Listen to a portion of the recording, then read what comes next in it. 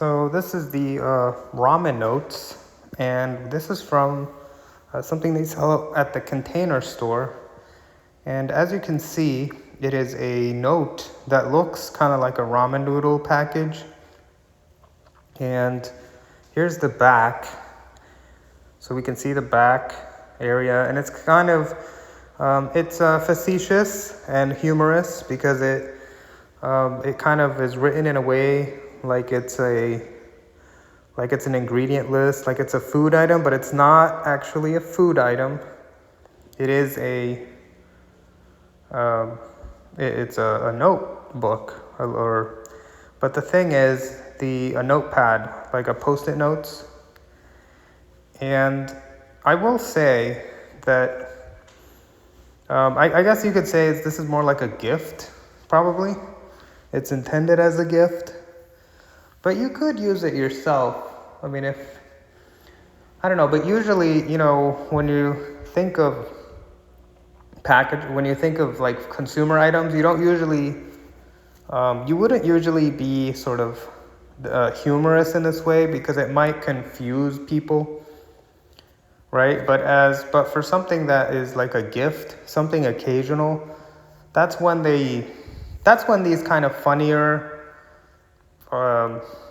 items are used now, or that's when I guess it's typically used in American culture, at least. So the other thing I could say about this is like as far as the choice, like why ramen noodles, probably because it's so popular. It is something that most people are familiar with, and it's something that people typically know what it is. So it's something that people could relate to. And it also happens to be shaped like a square, right? So that's another thing. I don't know why, but like ramen noodles, what I was saying is ramen noodles are packaged like in square shapes. And I guess it's just a coincidence that notepads, or I guess I should say Post-it notes, are square shaped. And ramen noodles also happen to be kind of the same size and shape as well. Now,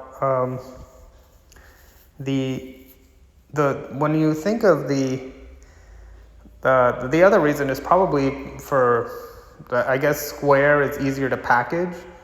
It's easier to store into rows. So maybe that's why they chose it. But it also makes it so that, the ramen noodle, I guess we can just talk about ramen noodle for a minute. These ramen noodle packages, if we can analyze it, the reason why they are square is because they are seen as there's a utilitarian reason for why you use it, right? It's not about presentability, right? It doesn't look presentable usually to, put something into a geometric shape that is so rigid, right? Usually we think of food as something that is flowing and fluid and kind of shapeless, right? Like that it's overflowing, that food represents something that should be sort of bountiful and not constrained. But, when you put it into a geometric shape, it kind of, I guess it just makes it like it's like there's a limit to it, or it makes it so that it's more mechanized. It almost doesn't look like food, right? So yeah, but the thing is, with ramen noodles, they're so cheap, right? I don't even know what the going price is for it now. I mean, I remember they used to be like 25 cents, right? Or they used to be super cheap, like 28 cents. Now, you know what? I actually don't know. It could be $1, which would be very expensive. I don't know. I should check that out. I should have checked that out before making this video. But I guess what I was gonna say is that the square shape sort of reinforces that, this is not about trying to make the food look nice. It's really about, hey, we're giving you value. Value is what they're offering, and the square shape kind of reinforces that, hey, you know what, this is a no frills, just a basic food. And then it just so happens that a notepad, I guess, that a post-it notepad is sort of, it's a square shape. Now, of course, the notepad itself, I guess if you want to analyze that, like, why would a notepad be square, right? Like, why not a triangle or circle? And I guess it could be a triangle or circle, but, probably because it's, you put it on paper or you put it on a poster, and, the square shape, I guess, kind of matches a paper better. So that, papers are square. Why are paper squares, right? Like, I don't know. I guess they're easier to stack. Yeah, because if you had circle, imagine if our paper, like a loose leaf paper, were circle shaped, it wouldn't be, it's not as packable. Like if you were to make you would be losing a lot of space, because a circle, if you were to put like 20 circles into a box, right, there would be a lot of space lost. But if you put 20 squares, there's no, it uses space better. So that's probably why the ramen noodle itself is shaped like a square. And another thing we didn't mention about ramen noodle is that, most foods, they come packaged in a box that is squared, right? Like, you don't see circle-shaped boxes, right? Like food boxes. You see square-shaped boxes because they are stackable, and they're easier. They use up as much space as possible than any other shape. Although I guess you could argue a triangle could also work, because triangles are basically just a square cut in half, right?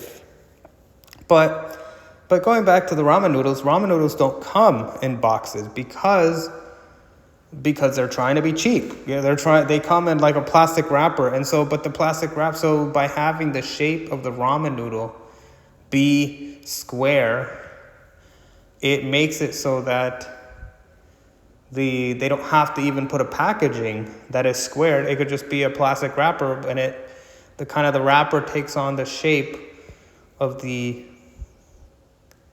ramen noodle that is square shaped inside. So you can kind of feel that it's a square shaped.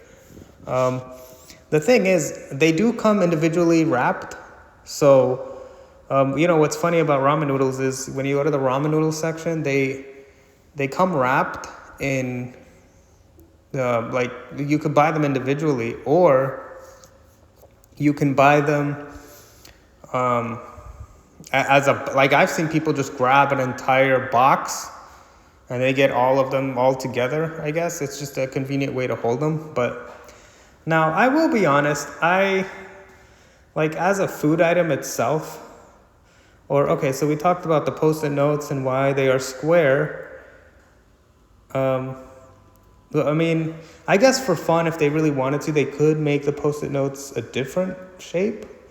But yeah, so going back to that, the post-it notes being squared is something that it happens because, once again, it matches what most papers are, and they are stackable, and they make use of a space better, which is probably explains why a square is often used.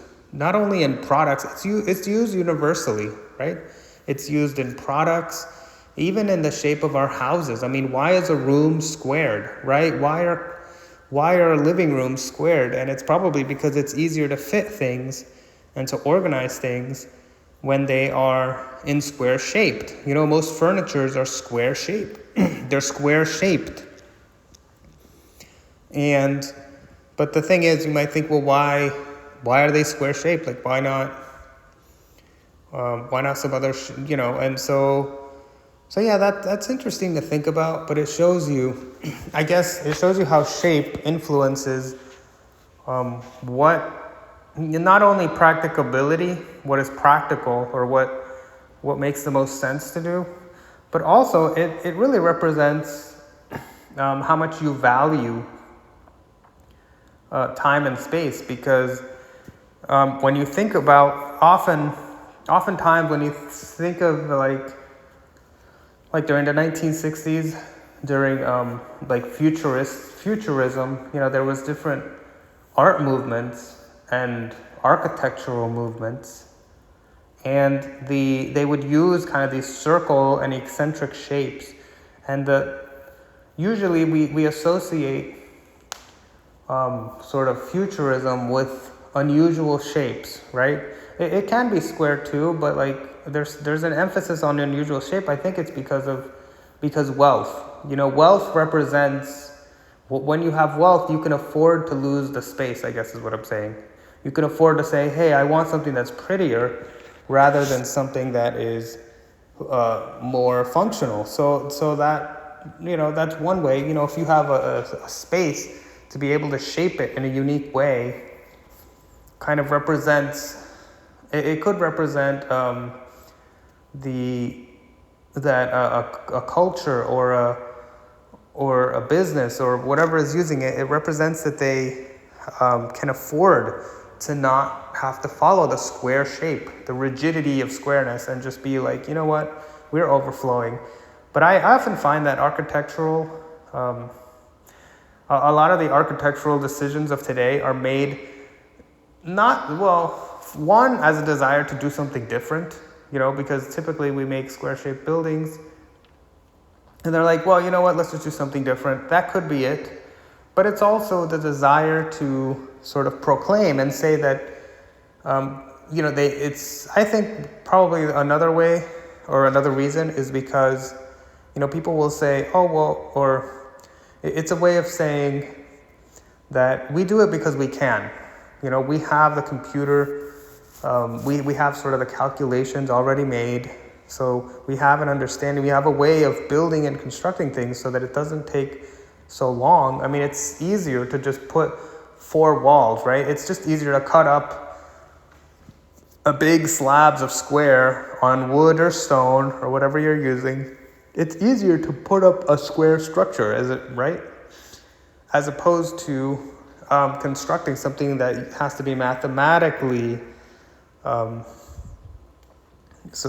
calculated. And back in the old days, you would have to have done it by hand. But now we have computers, and so because computers can do it with ease, it's just easier to design these things. And so it just doesn't take as much effort. So in a way, I think that probably explains better why unusual shapes might be more common.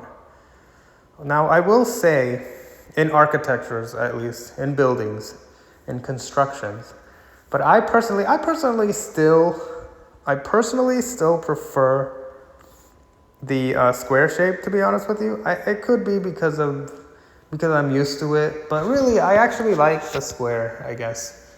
I like the square shape. Not to say that I don't like unusual shapes, but I do like the square shape, and I just find like square-shaped buildings, I still like them. Like, it doesn't have to be exactly squared, but I do like them. And certainly the avoidance of sharp lines, I don't necessarily think it has to be sort of negative. Some people see sort of sharp lines as being too harsh, and maybe we should, this desire for purity, right, in our culture at large. Sometimes we say to ourselves, well, let's just go with the softer lines and curvy and curves, and the thing is, the sharpness can also represent that. It doesn't have to represent that, I guess, is how I see it. So it doesn't have to, I believe that straightness or straight lines, like jaggediness, like all of that, I think sometimes we associate sort of shapes and lines and colors. Sometimes we're a little too strict on it. We're a little too strict on our interpretations of it, right? I mean, certainly even in cultures, right? We've seen throughout history. What I'm saying is that colors can be interpreted in different ways, and shapes too. And so I wonder if, maybe, is it right to go on to our future with sort of such a rigid mindset? Like maybe we should just sort of divest ourselves and sort of not take shapes and colors so literally, and so perhaps that's how I would look at it. And I have a preference for the squares. I guess it just kind of looks nice to me, because I think squares can also represent humanity. They can represent the difference. And, a lot of people, they say like, oh, well, the organic movement, or I should say, the earth is more soft, because I guess plants tend to be flowy, and they are, but, squares and sharp edges are also a part of nature too, right? Like there are a lot of rocks that I can't remember which ones, I guess, but like there are rocks where when you break it, they split into squares. They split into right angles.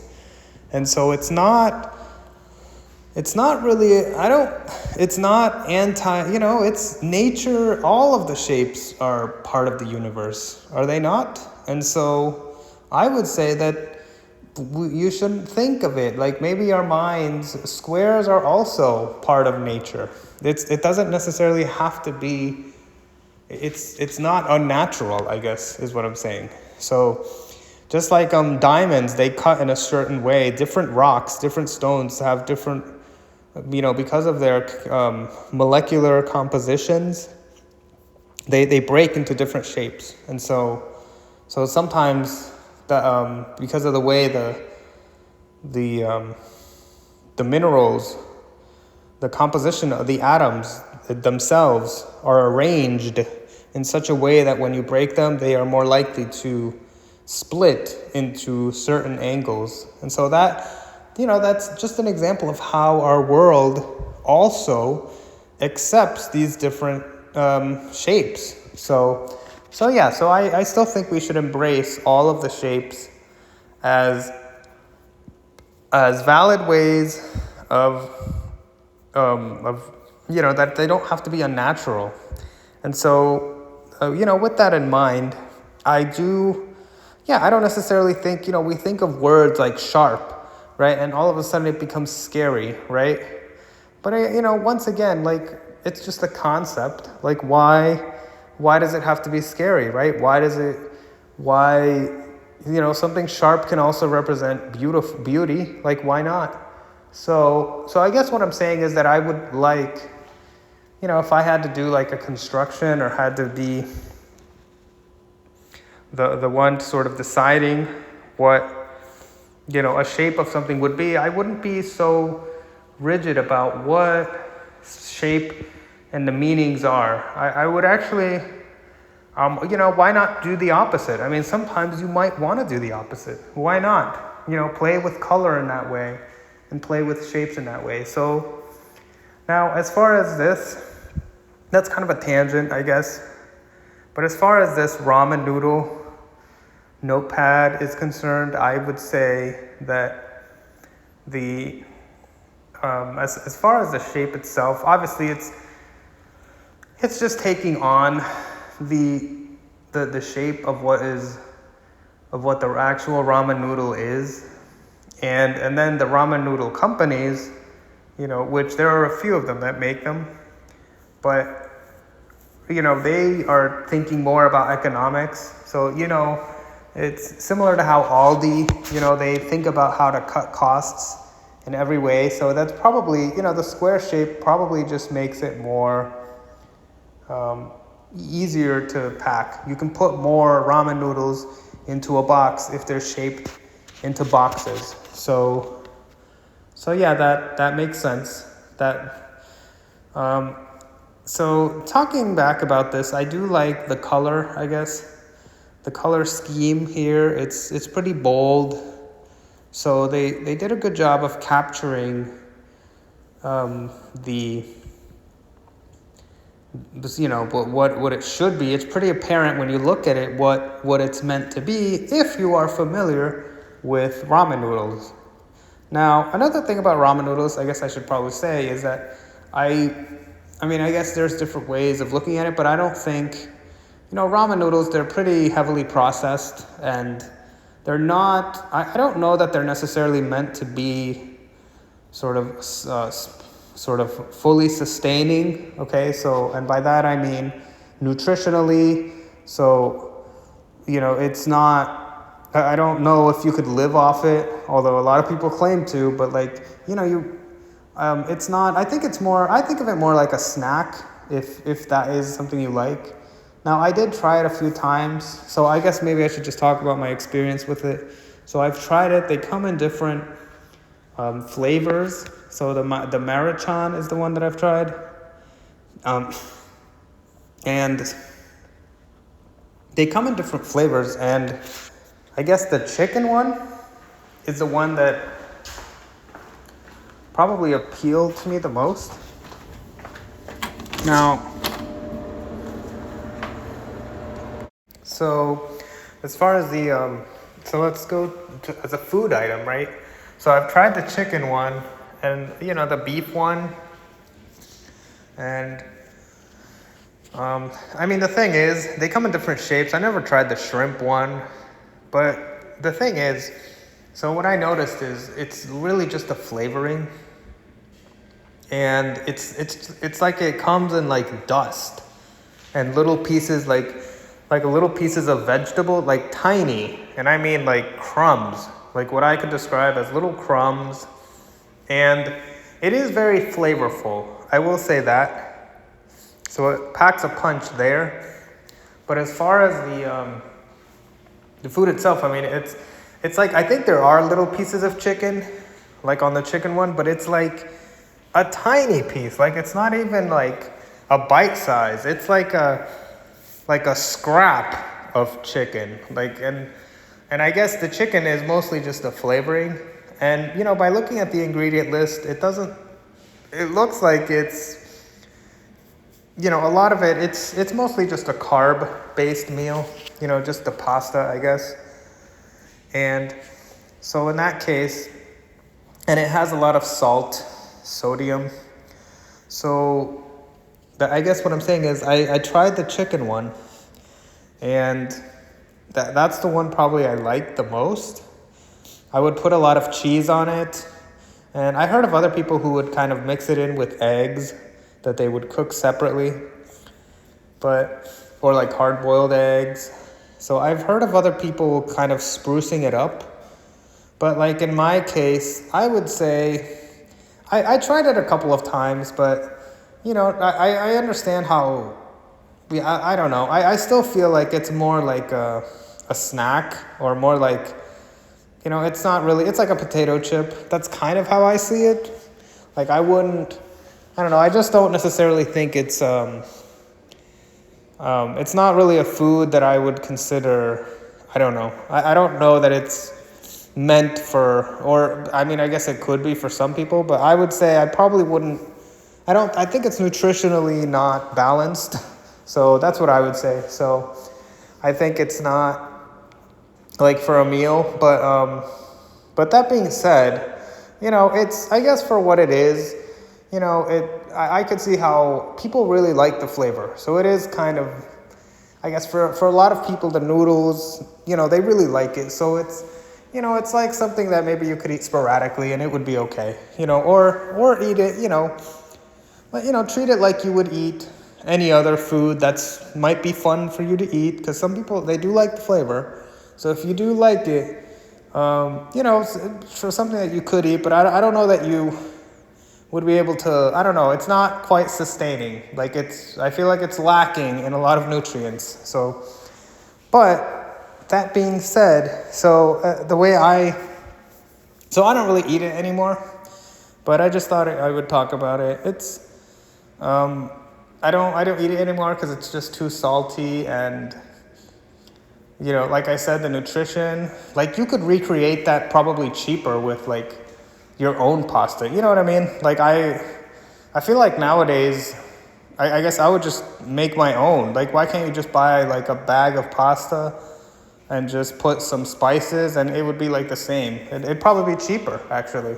So that's probably my rationale now. And at least you could pick the pasta, So, so yeah, that's probably what I would do now. And I wouldn't put as much salt either. So, and then I'd just put way more chicken or whatever, right? Like, so yeah, so I don't know. I feel like you could recreate this meal. This meal is really more for like, I guess for, typically people are like, yeah, when you're a college student, it's something, it's that kind of food. It's something that's, meant to be, I guess, temporary and more about its ease of use.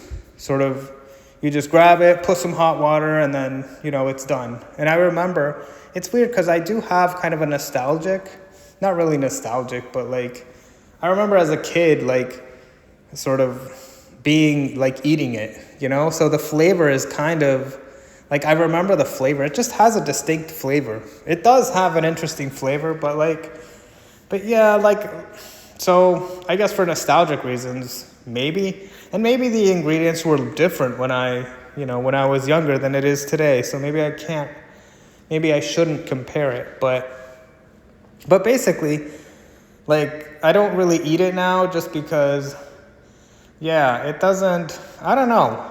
It's a little weird now. It's whatever they use, like whatever, it's not, it's kind of, like I said, it's more like processed and it's more, I don't know, it uses ingredients list that like, I don't know, I guess I just don't stomach it anymore the same, like I tried it a few times, but now, yeah, like I said, I could just recreate it on my own, so I just don't see the need for it anymore. So that's how it is today. And I can't really stomach it anymore. Like a lot of these, like it's really weird, but a lot of the kind of foods that, like candy, it's just different. As you sort of grow older, your stomach kind of doesn't handle it quite as the same, or it still does, but I don't know. It's just a little different. I guess you just approach food a little differently. You don't crave it as much. So yeah, so to me, it's more on the line. It's more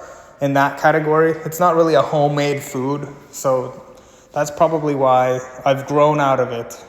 But I can understand kind of the appeal for it. So, as a food, I guess that would be my assessment of it.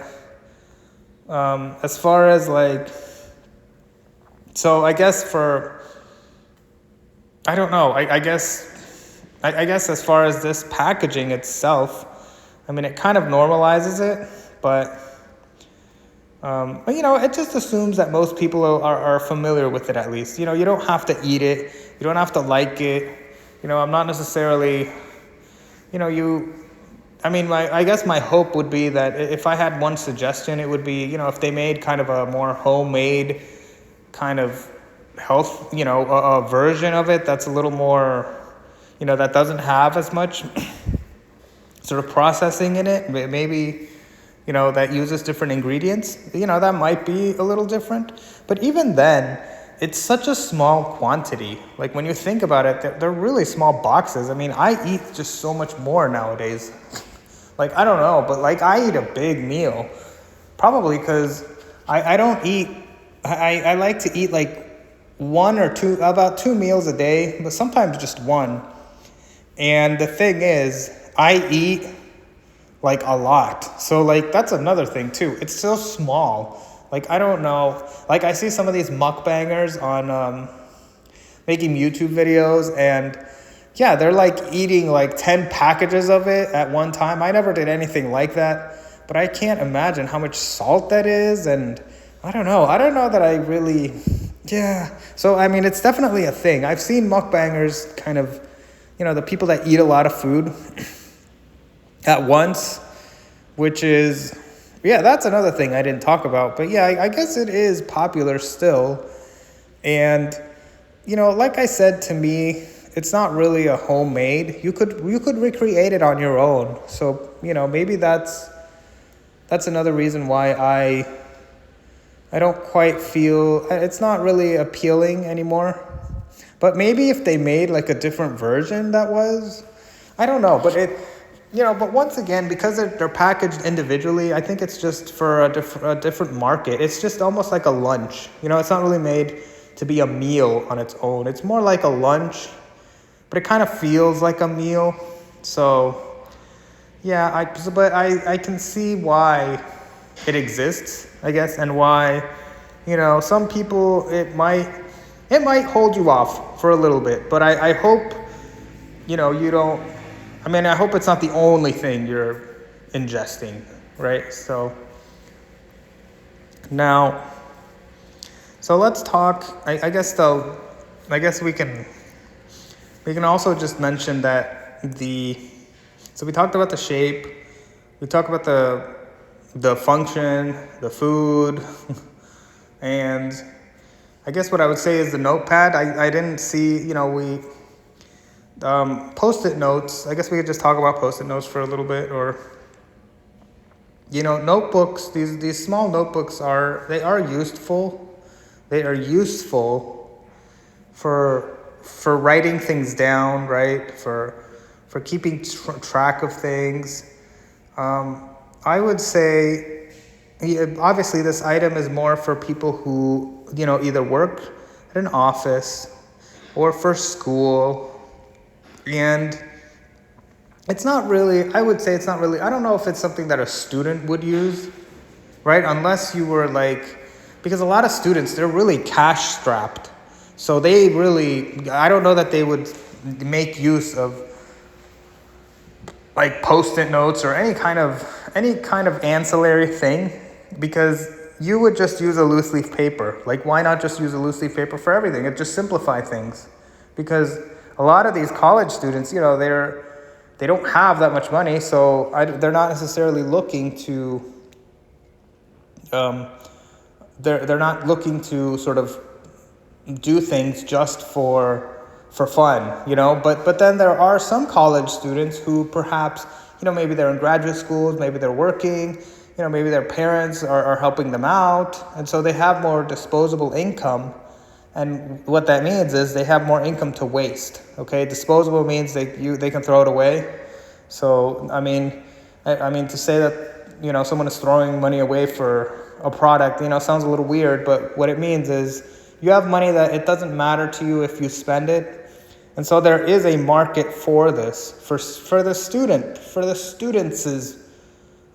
students' perspective, which is I think perhaps relevant for this channel itself. But then as far this could also be kind of an office supply. This could be something that maybe a law firm might have, or a doctor's office. A professional could use this because it looks professional to some extent. I don't necessarily think this is untoward, or it's not something that wouldn't be completely off. It's not completely inappropriate in an office, especially perhaps in a secretarial position, right? Or I don't think it would be out of touch, actually. It would probably be something that you could have in an office, maybe not at the most executive level, right? I don't know if you were walking into a big office, right? A big, an important person's office, would you, the president or CEO, do you think they would typically have something fun like this? I don't know. Maybe you guys can, I don't know if anybody knows, right? You can mention it in the comments, but really, I would think maybe not, although maybe it is acceptable. When you walk into an office, right, and you see, you see people posting pictures of their kids, or their pictures of themselves doing fun things, and so perhaps it's not. People typically put things that they've done, like sports stuff, or hobbies, or sort of little knickknacks that they had. Not too personal, right? Because you don't want to. Anything that's treasured and valuable, you probably wouldn't just put into an office or into a desk. Right, when you walk into a desk and people personalize it, they put things that are not that important, but that are still sort of that are still relevant to them. And so, you walk into an office and it's nice to see, what they have, right? And so would this be appropriate at the most executive level? I don't know. See, I haven't thought about that. Perhaps not. Perhaps, if you're conducting serious meetings, maybe you wouldn't want a ramen noodle kind of little notepad thing, like maybe, perhaps at the if it's a place where meetings happen, right, there might be a certain level of decorum that people expect. And so you probably wouldn't want to be distracted, but in an office like that, I'm not familiar. There probably is sort of an executive room, probably a room where serious discussions happen, right? Where these big groundbreaking deals, where do they happen and under what context do they happen? And I would imagine that, I will say I don't think, well, I've been to offices, but I don't know if I've been, or I should say, I don't know enough. I haven't been through it often enough to be able to ascertain. In most places it kind of just happens anywhere, because I've seen deals happen in, some, a corner of a space. It doesn't even have to be in an official office, but I would imagine really important decisions, it probably would warrant having a nice office area that is clear from distraction, maybe a big oval chair or desk or a very serious desk. So yeah, perhaps under those contexts, I would say maybe this notepad might not be something that would be used. But in most cases, okay, aside from that most serious sort of, the most, rooms that are used for serious meetings, I guess, or just regular meetings, even a regular, how those office meetings, they have these big round chairs, these oval chairs, and all the employees come together and just sit around and listen, and so you always see a room that's like that, right? When you go into an office space, which I think in such a space like that, there's usually not that much stuff, although I think there can be, but usually they use it for so many purposes that it that I guess they need the versatility of it. Sometimes they might use TV, sometimes they might have a guest speaker, sometimes they might want to decorate it in different ways, so that their offices need to be sort of flexible. They need to be you need to be able to change things around sometimes, quite often. It needs to be something versatile, and so but then the other office, I think I'm just comparing this to the other office that I just talked about, where important things happen. And so in an office like that, maybe you do want kind of a big desk, and where serious talks happen. You might want to set up an environment where there's not too many distracting elements, maybe not too many, well, certainly not things that are too funny, or that makes people want to look at. You wouldn't want to have, I don't think, right, if you were having important meetings with your own employees or with outside, right? If you're making a negotiation, although I don't know if big negotiations would happen in an office like that. But let's say you were just having a serious, or not serious, but let's say you were just having a meeting with someone from another company. Maybe you're attempting to do business with, right?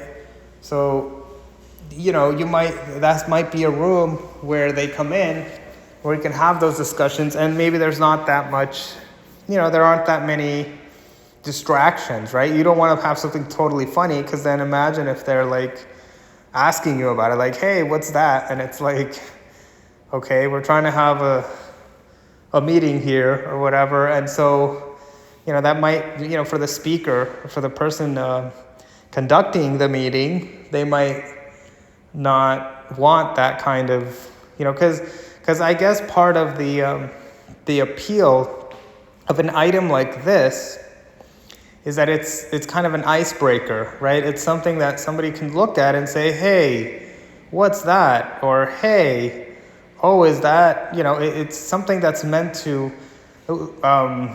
make people want to ask you and get people excited about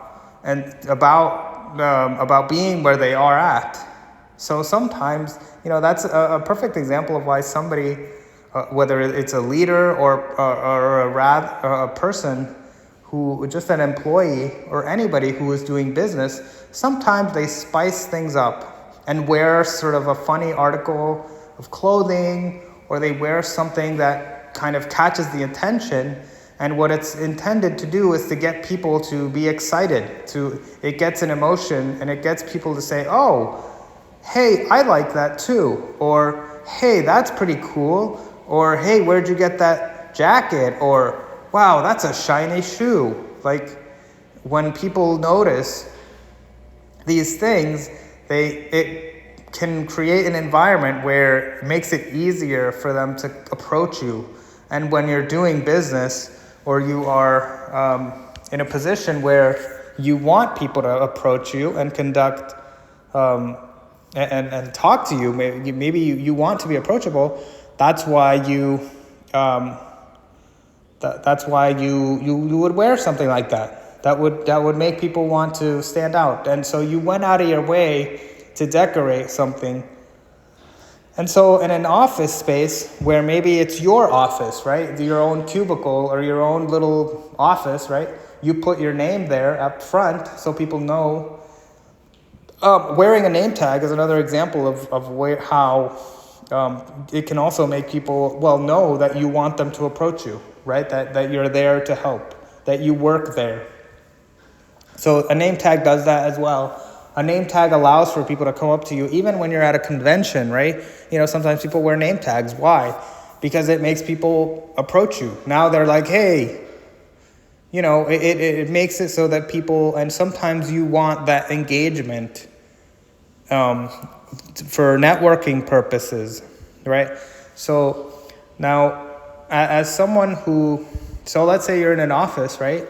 And you're wanting to, you decorate your stuff with items. And this sort of ramen noodle notepad thing is something that serves that function, where it could be the starting point of a big business negotiation, right? So do you see how something as simple as this could spark or be the impetus, it could create an opportunity that perhaps wouldn't have happened in such an excited way without it.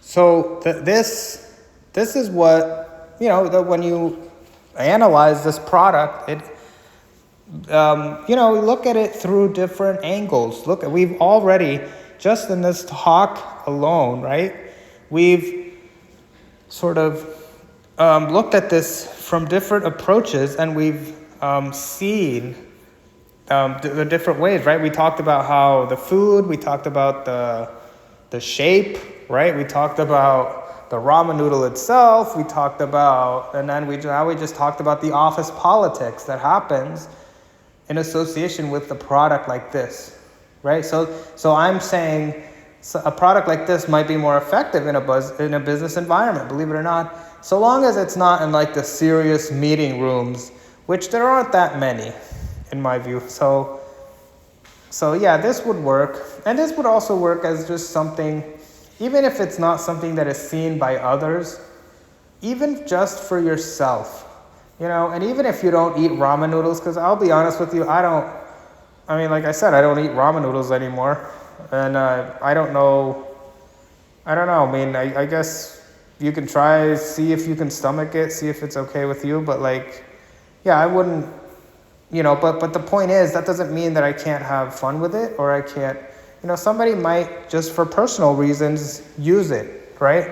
Because it also, to some extent, bring some level or it also brings happiness to the user, right? To the person who, so, you are in your office and you see it yourself, even if no one else sees it, right? Just knowing that you have it can sometimes create a bond, like a moment. It creates a moment with you and the space and the time and the business that you're doing at that moment. So what I mean by that is, sometimes when you buy something, it suddenly becomes a part of who you are, because not who you are, but what you've done, because now you have kind of a memory. You've created sort of what some people might describe as a magical moment, or a moment that is memorable. So it's something that might be weird. You might not even be able to talk about it, but it's something that connects you with your environment, and it connects you with your job. Because if you're using these notes, right, or a post-it notes, or whatever kind of notepad, these little notepads, whatever, if you're using them, clearly they're something that you're going to use in an office, but if you're going to use something, well then, have it be something that can create a memory. And even if create a memory within you, so to speak, because sometimes, you in your downtimes, right, if you ever sit down and you don't always have time to appreciate everything you have, but in those downtimes, one day you're just gonna flop yourself down on the chair, and then you're gonna just look around and say, oh yeah, I remember that. I remember when I bought that. I remember, and it might make you feel a certain way. It gives you it's like a character in your life. And it's something that sort of is in your environment, but it reacts. It causes a reaction within you, from you, because it stands out. It's something, so, and everything has a story. It's true, because anything that you buy, that's part of consumerism, really, is that when you buy something, there's a story behind it that only you know about, unless you tell it to other people. So that story within you is part of the appeal of this product. So now you have something, a memento, however, a piece of article a souvenir that you carry with you, and hopefully it's not too, like, I don't know if I would consider this a precious item, although it might be for some, but I this is probably something that's, more throwaway, as, speaking of disposable income, right, with the college students who might have some of them can make use of this. But really, I know another thing too that's relevant to studying is that some people who study, they like to create an environment that I don't know, there's this whole, the whole study tube thing, that there is a genre, from what I have seen, where, people are collecting items or creating sort of an environment where, with colorful items and unique, pencils and notebooks that have, we've noticed that on this channel, I've posted a few, like there's like 50 different notebook varieties in a store. And so a lot of it is, it's not just a purely rote and sort of mundane or, sort of soul-crushing endeavor to study something, but to make studying, a lot of items that are colorful and more sort of unique are ways to make studying a little more fun. And so under that context, perhaps, yes, this product also has the added function of creating an environment for you that is that's fun. So it might make the actual studying process something that is fun, and that's something that you would use in conjunction with other products. So you wouldn't just use it with this product, but you would use it with maybe a fancy pencil and a nice desk setup and one of a kind notebook and perhaps a lighting stand that is some funny character or unique looking shape. A lot of times it's really random what they do, or sometimes people do it in a color coordinated way. But either way, all of these together create sort of a space that for some people makes it more exciting to study. Almost like you've shown up. It's like when I've seen people who kind of dress up to study. Like, have you ever seen that where people who work from home, it's like, I'm going to dress myself up because they feel a certain way when they dress up. Now, I don't know if I would recommend that. Although for some people, I don't know, maybe I should try that, see how that affects what I do. But in terms of decorating your office space in a way that is clean, or in a way that it has some level of organization, but also contains the fun, contains something exciting, it could make it so that your studying becomes it becomes something that, an extension of fashion, so to speak. You're putting fashion into work, or in this case, into studying, sort of the studying chic, if you want to call it that, chic, CHIC, study chic, I guess is what you could call it, where you are putting, or you're making it into something that is fashionable and something that makes you feel like you're doing something that is exciting. Because studying can seem boring, and to the outside world, it can seem boring. But studying is also fun for anyone who knows, who has studied, right? You can make something fun. And in a way, this product is a way of making studying fun, if you want to look at it from a studying perspective.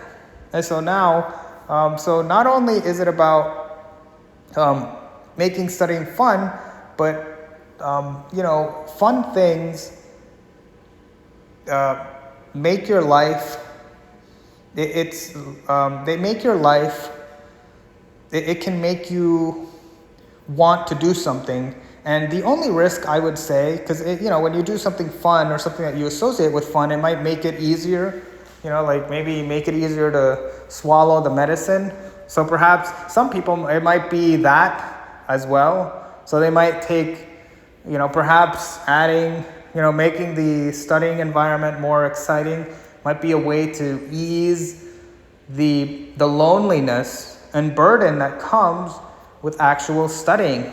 And unfortunately, our lives, because we are intelligent and we are adults and we understand that we are sacrificing time and effort into studying, this makes it so that we, when we do something we know that we're losing time, as opposed to, a young person when they're in school, they don't realize that they're losing time because they don't know anything better. But as you become an adult, it's a little different, isn't it?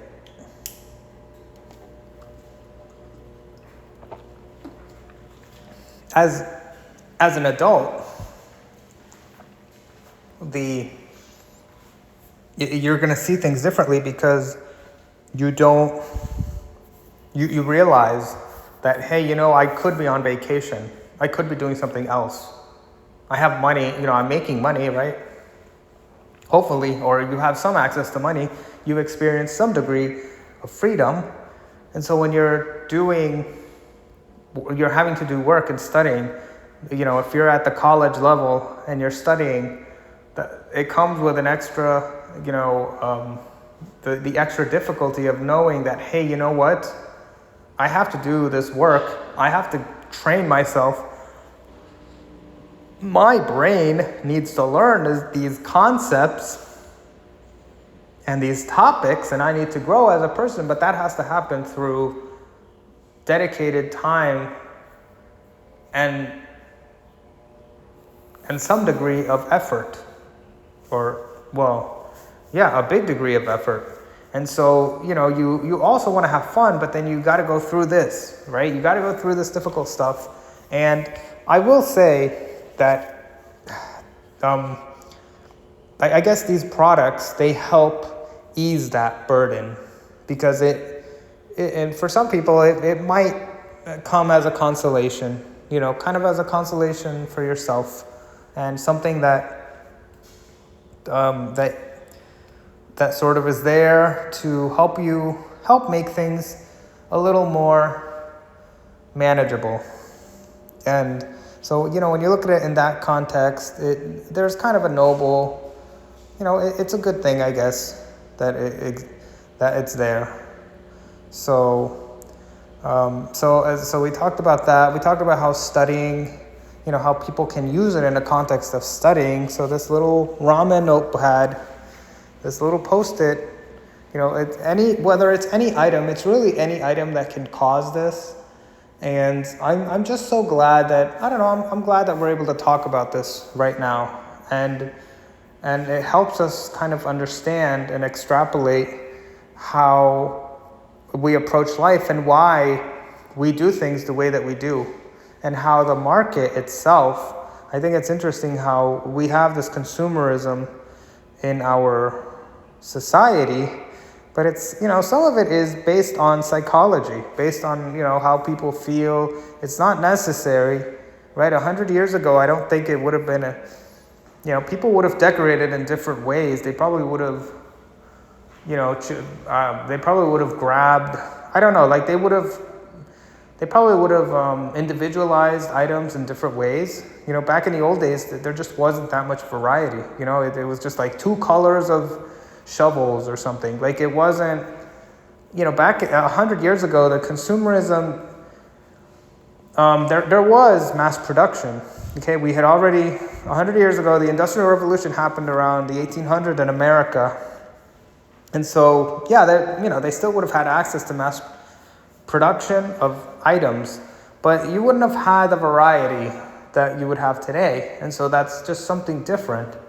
And I think it's interesting how, during the 1970s is really when the consumerism started probably around the if I had to say, probably around after World War II, probably 1950s would probably be what I would say would be the mass consumption for everyone, right? Because in the 1920s and 30s, it was just more expensive to do, sort of specially made, especially crafted things. But during the 1950s, factories became more efficient, and so they were able to create more mass consumption. And then the 1970s, that's when it really happened. That's when, plastics and worldwide sort of, where mass production happened on a global scale, and it was way cheaper to make things. And so that is where, Generation Me, which is the kids of the 1970s, like they really experienced kind of the revolution, right? The revolution of toys and items, and that's really what we're seeing today. And so now, of course, but what's interesting now is that we are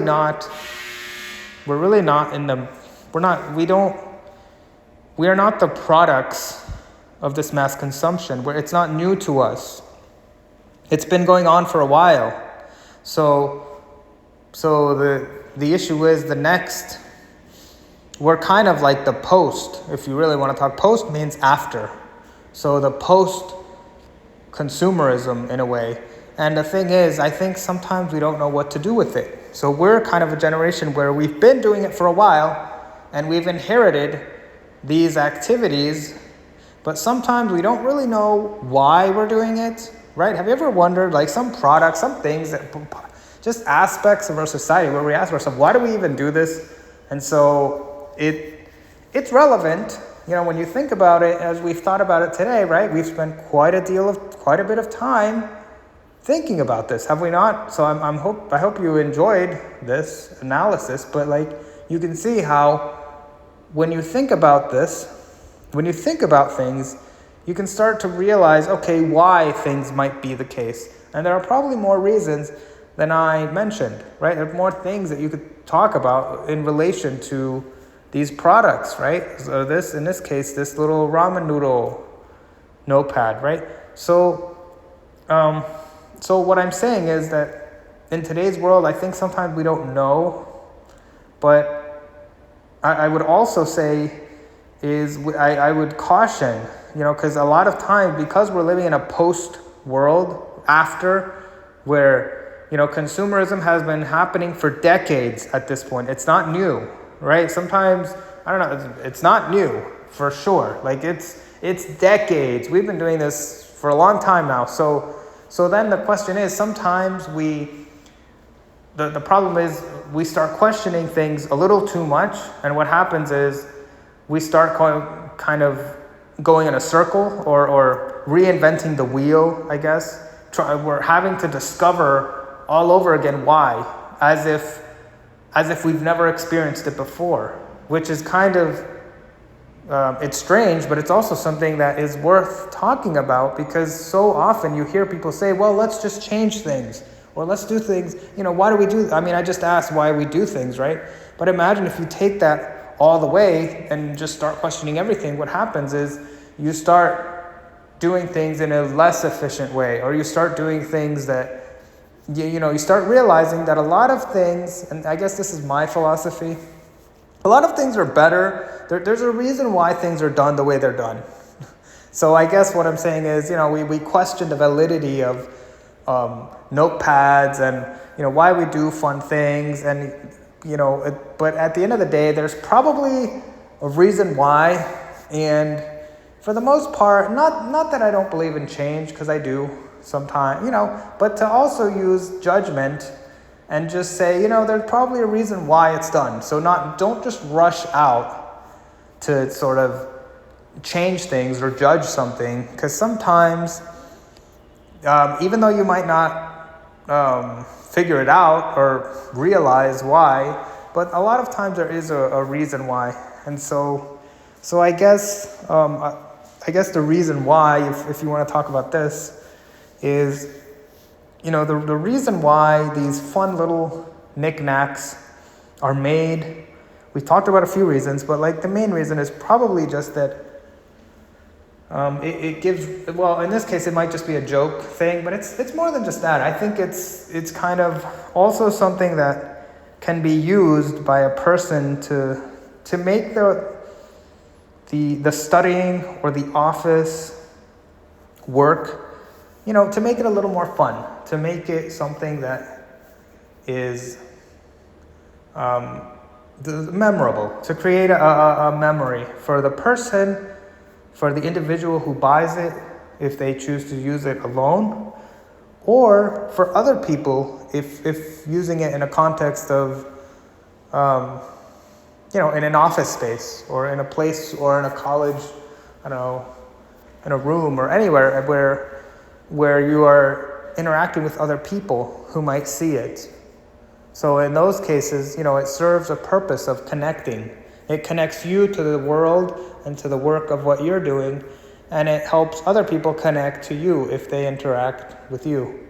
And even though it's not relevant, but adding these little things to our lives, it creates sort of a sense of a difference. It just adds a different, it's like taking a different route home, right? It's like taking a different stroll around the park. Maybe you don't want to take the same path every time. Maybe you want to find somewhere else. So like it adds something different to our journey, and it also makes our journey something that varies and doesn't have to be the same all the time, because we're living here on earth, and studying can seem like it's studying or even office work can seem like it is kind of the same thing, right? Especially if you're going into work or as a student and you're doing it day after day after day. And so, this kind of adds a little bit of a difference, a little bit of a twist, something that makes it sort of, that makes our journey through the universe, put a little bump on the road, and not in a bad way, but like put a little curve on the road, a little wind, and give it a picturesque. And so this item makes your life picturesque. That's an interesting way of describing it, but we'll just go with that. So anyway, thank you for listening, and you guys have a good day.